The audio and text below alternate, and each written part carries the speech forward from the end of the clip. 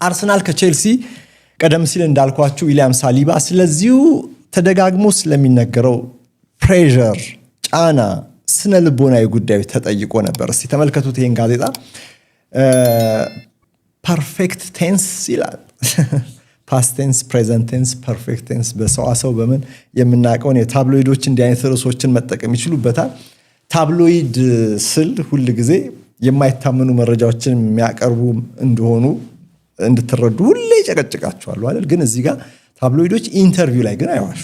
he said she said ገሌ ይሄን አለ ሲሉ ኢንተርቪዎች ላይ ግን ሪላያብል ናቸው፣ አስተማማኝ ምንጭ ናቸው። ኢንተርቪው ላይ ብቻ አይደለም፣ የጨዋታ ሪፖርቶች ላይ ሌላም ግን አንዳንድ የተጋነኑ ዜናዎችን በዝነኞች ዙሪያ ስለሚያወጡ አንዱ ጥሬ አንዱ ብስል ሆኖ ታገኙታላችሁ።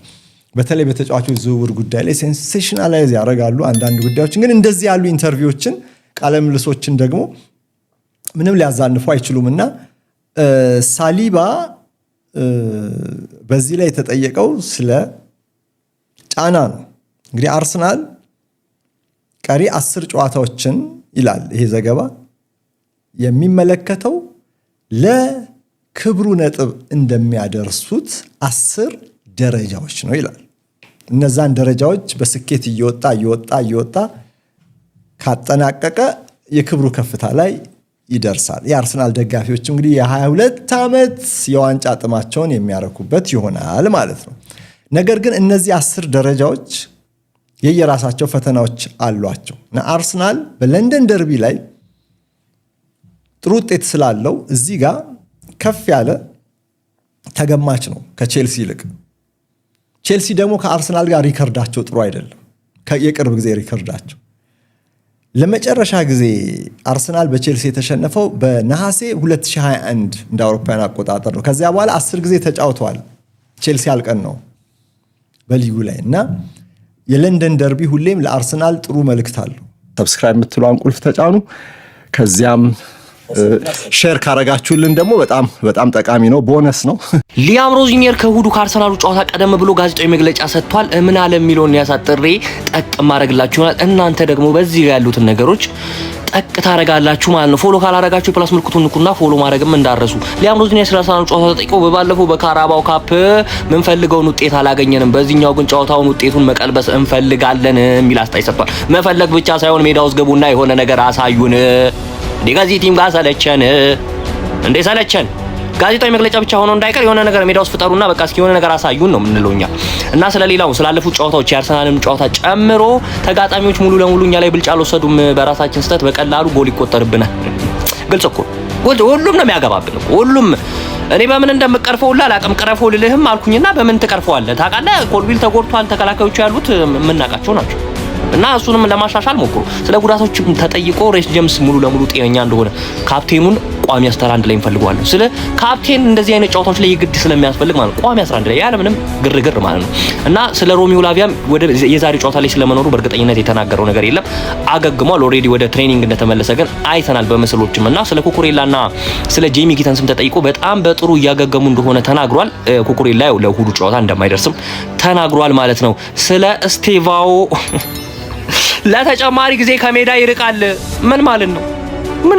ይሄ ተጫዋች እኮ ወደ ሜዳ ሲገባ እኮ ውጤት የሚቀይርልን ተጫዋች ነው። እና የሆነ ነገር አርጉ ስለ በቃ የሆነ ሐኪሞችም የሆነ ነገር ፍጠሩ ማን ያስፈልገናል። አታኪንጋችን የተመታ ሆኗል።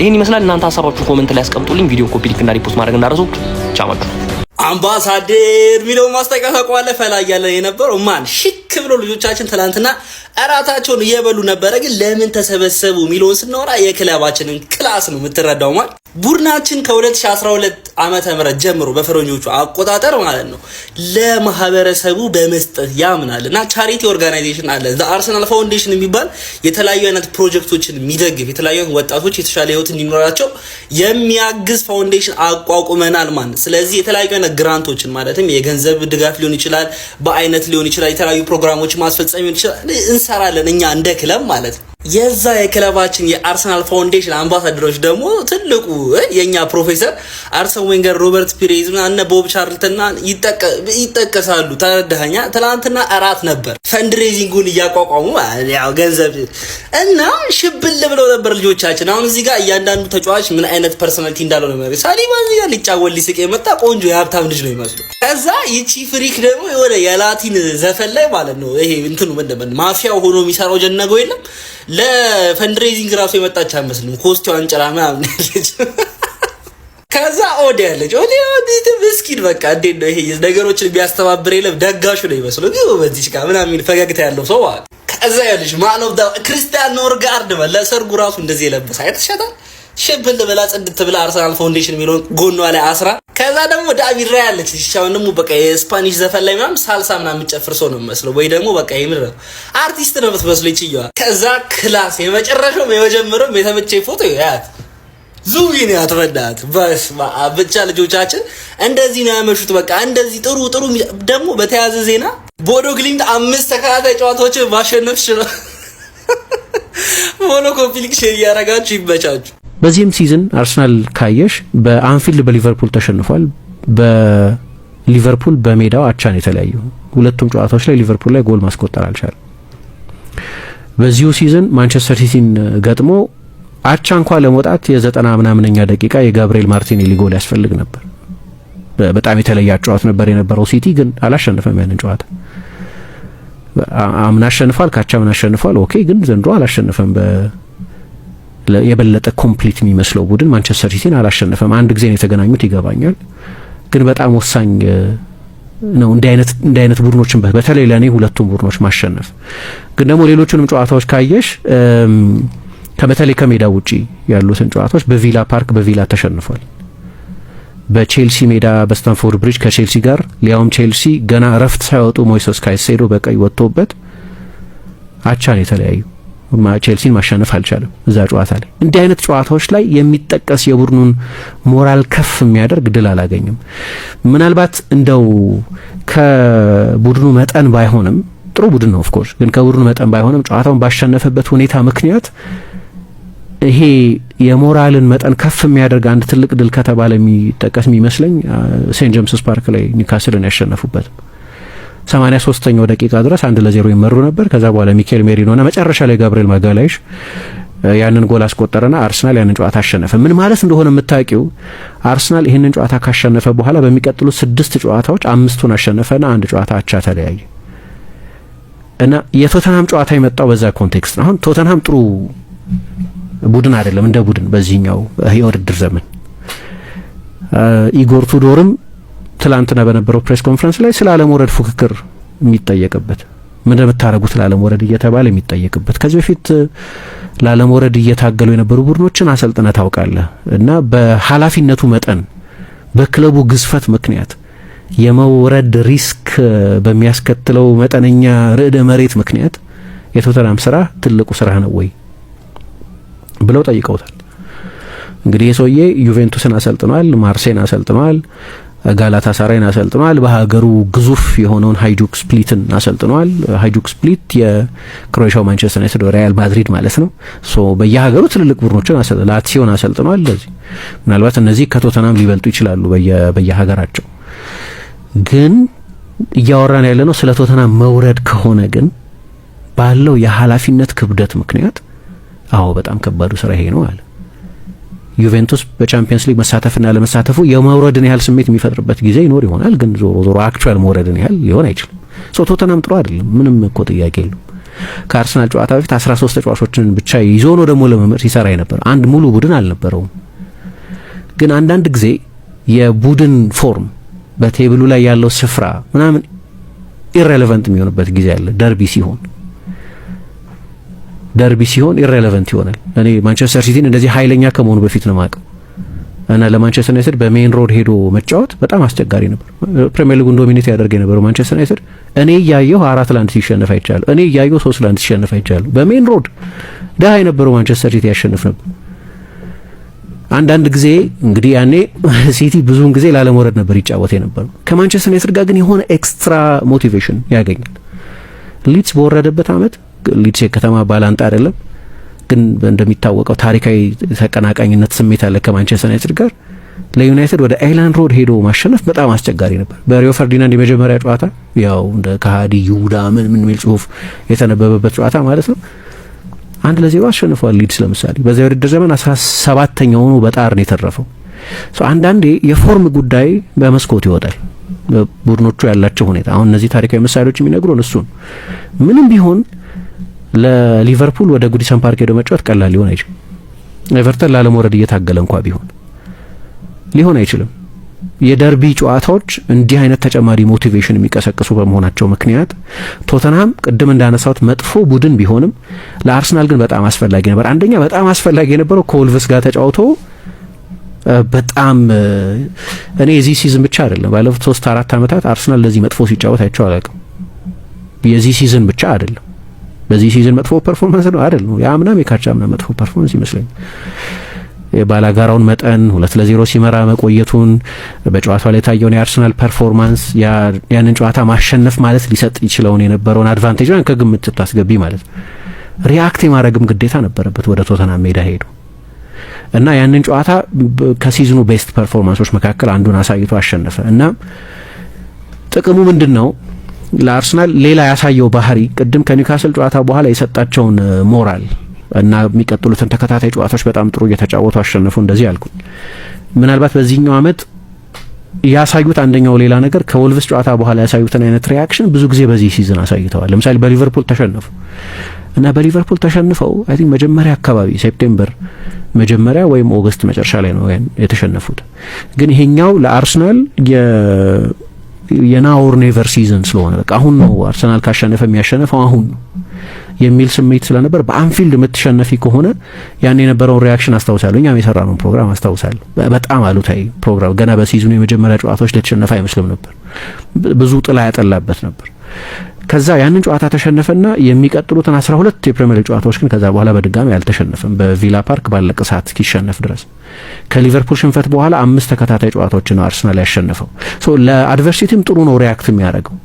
በቅርብ ጊዜም እንደምታስታውሹ በቪላ ፓርክም ከተሸነፈ በኋላ 5 ተከታታይ ጨዋታዎች አሸንፏል። በአስቶን ቪላ 3 ነው አይደለም በዚህ ውድድር ዘመን የተሸነፈው። ከሶስቱም ሽንፈቶች በኋላ ያለው ሪአክሽን ጥሩ ነው። የመጨረሻው ሽንፈቱ በማንቸስተር ዩናይትድ በኤምሬትስ የተሸነፈበት ጨዋታ ነው። ከዛ ቀጥሎ በመጡት 2 ጨዋታዎች ሰንደርላንድን 3-0 ሊድስን 4-0 ነበር ያሸነፈው። ጥሩ ሪአክት ያደርጋል። ከሽንፈቶች በኋላ ያለው ሪአክሽን ጥሩ ነው። በቀደሙ የቶተናም ጨዋታ ላይ ከወልቭስ ጨዋታ የሽንፈት አይነት አቻ ቢሆንም ግን የሽንፈት አይነት ቫይብ ከነበረው ጨዋታ በኋላ የሰሜን ለንደን ደርቢን ማሸነፍ በጣም አስፈላጊ ነበር። እንዳነሳሁት የቶተንሃም መጠን የቡድኑ ጥራት ጥያቄ የሚነሳበት ቢሆንም መጨረሻ ላይ ግን ከእንግሊዝ መራር ደርቢዎች መካከል አንደኛው ስለሆነ ኢሬስፔክቲቭ ኦፍ የቡድኖቹ በደረጃ ሰንጠረዡ ላይ ያላቸው ስፍራ ፎርም እንዲህ የመሳሰሉት ነገሮች እነሱ አንዳንድ ጊዜ ዋጋ ያጣሉ በእንደዚህ አይነት ጨዋታዎች ጊዜ እና ብዙ ጊዜ ዋንጫ ለማሸነፍ የሚገሰግሱ ቡድኖች እንዲህ አይነት ትልልቅ ድሎች ያስፈልጓቸዋል። ቅድም እንደ አንድ ሰው እንደምን ይላቸዋል ጃምፐር ኬብል ሲላቸዋል መንጠላጠያ ወደ ላይ የሚያስፈነጥሩ እንደ ስፕሪንግ ቦርድ የሚያገለግሉ ናቸው። የኦልትራፎርዱን ብዙ ጊዜ ያነሳሁት ለዚህ ነው። አርሰናል እንዲህ አይነት ሲምቦሊክ ድል በአርቴታ ጊዜ ያገኘ አይመስለኝም።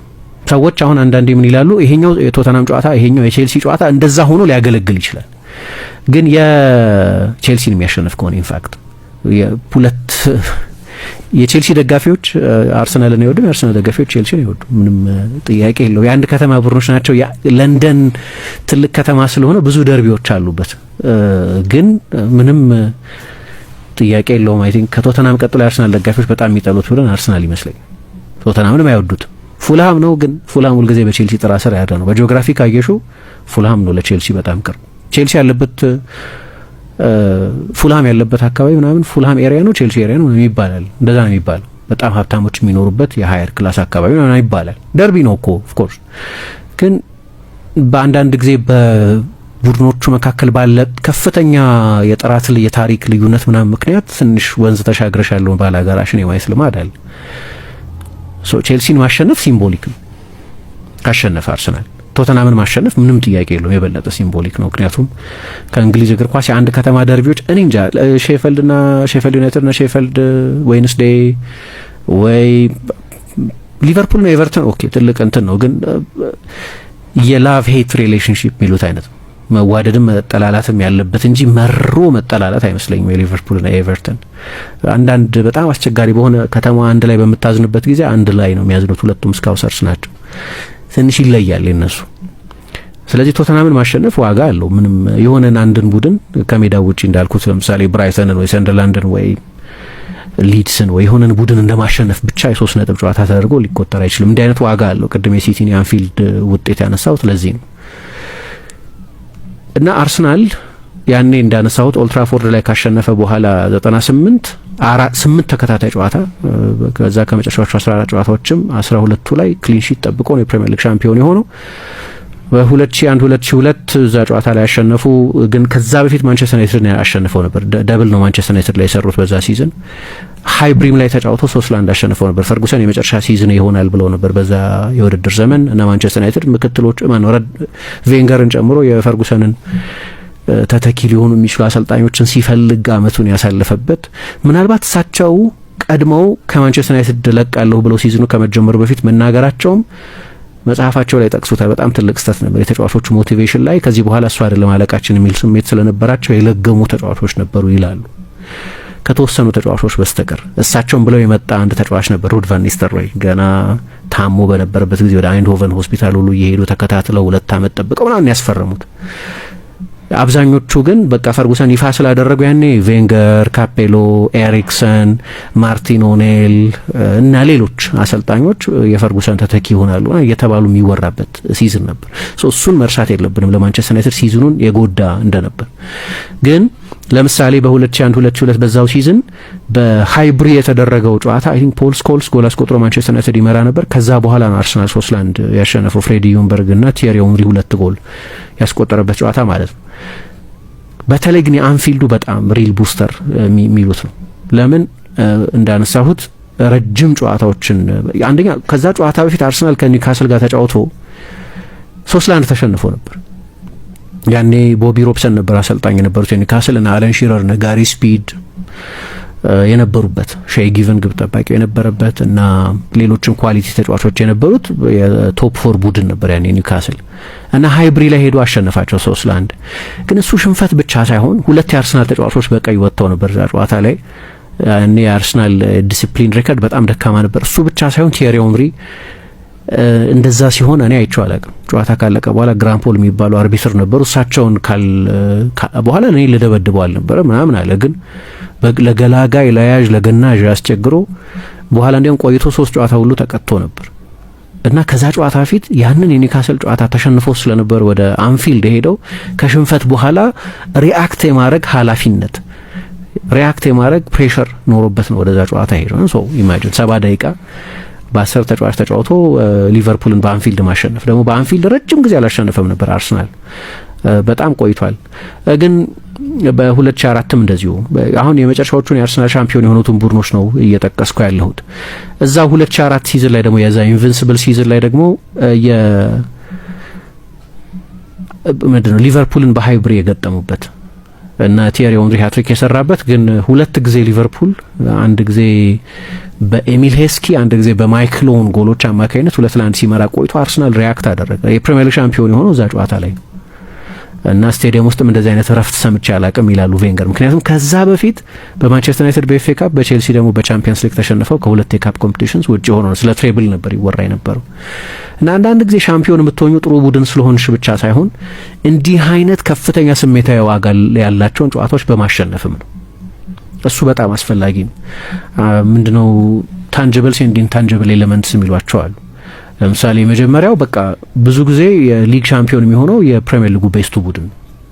ምክንያቱም ቤስት መሆን እንደ ጥሎ ማለፍ ውድድሮች አይደለም፣ በ38 ጨዋታ ኮንሲስተንት መሆን ስለሚጠይቅ። አይ ጥሎ ማለፍ ጨዋታ በአንድ ጨዋታ ላይ የሆነ ነገር ሊፈጠር ይችላል። ቀይ ካርድ በቻምፒየንስ ሊግ አየን አይደለም? ትልልቅ ውሳኔዎች፣ ቀይ ካርዶች በጣም ቁልፍ በሆኑ ጨዋታ ምክንያቱም መጨረሻ ላይ የ180 ደቂቃ ወይም በአርጅናል ከሆነ የ90 ደቂቃ በጣም እየጠበበ ከመጣ ኤክስትራ ታይም በጣም እየጠበበ ከመጣ መለያ ምት ስለሚሆን ሞመንቶች ናቸው የሚወስኑት። ኖክአውቶችን ሞመንቶች ናቸው የሚወስኑት። ብዙ ጊዜ ግን ከ198 99 ጊዜ ግን የሊግ ሻምፒዮን የሚሆነው ቤስቱ ቡድን ብዙ ጊዜ ምክንያቱም እያወራን ያለ ነው ስለ በጣም ሰፊ ሳምፕል ሳይዝ ነው። ኦልሞስት ስለ 40 ጨዋታ ነው የምናነሳው ከነሐሴ እስከ ግንቦት ድረስ ስለሚደረግ ረጅም ማራቶን ነው የምናነሳው። አሁን ጥሩ ቡድን የሚያደርጉሽ የቡድኑ ስብስብ ጥራት ሊሆን ይችላል፣ የአሰልጣኙ ጥራት ሊሆን ይችላል፣ ቡድኑ የሚከተለው ታክቲክ ሊሆን ይችላል፣ የኦርጋናይዜሽኑ ሊሆን ይችላል፣ የቡድኑ ሜንታሊቲ ሊሆን ይችላል፣ ስነ ልቦናዊ ጥንካሬው ሊሆን ይችላል። እነዚህ ሁሉ ነገሮች እነዚህ በአብዛኛው የሊግ ሻምፒዮን የሚሆኑ ቡድኖችን ዲፋይን የሚያደርጉ ናቸው። ብዙ ጊዜ ጥሩ አሰልጣኝ ያላቸው የሊግ ሻምፒዮን የሚሆኑ ቡድኖች ብዙ ጊዜ ጥሩ ስብስብ አላቸው። ለ38 ጨዋታ ሊያስጉዝ የሚችል ስብስብ አላቸው ከሌሎች ተጨማሪ ውድድሮች ጋር። ብዙ ጊዜ ለነዚህ ተጫዋቾች የሚሆን ታክቲክ የሚነድፉ አሰልጣኞች አሏቸው። እነዚህ ቡድኖች ብዙ ጊዜ ጥሩ ቡድኖች የምንለው ጥሩ የሚያጠቁ፣ ጥሩ የሚከላከሉ፣ ጥሩ የጨዋታ ባላንስ መጠበቅ የሚችሉ ቡድኖች ብዙ ጊዜ ሻምፒዮን ይሆናሉ። ከሞላ ጎደል አብዛኞቹ ኤሌመንቶች አሉት።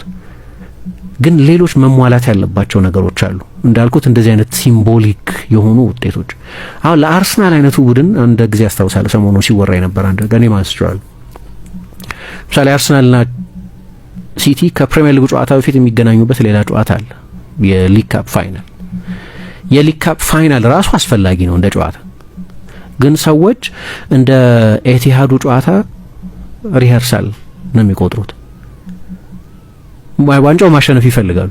አርቴታ ከ2020 በኋላ ዋንጫ አላሸነፈም። ጓርዲዮላም ከባለፈው ሲዝን ዋንጫ አላሸነፈም። ለጓርዲዮላ ያለ ዋንጫ ሲዝን መጨረስ ከሱ ማኔጀሪያል ሲቪ ተነስተሽ 2 ጊዜ ብቻ ነው የሆነው። አንደኛው አምና ነው። ቢያንስ አንድ ዋንጫ አሸንፎ ይጨርሳል። ዋንጫ ማሸነፍ ይፈልጋል።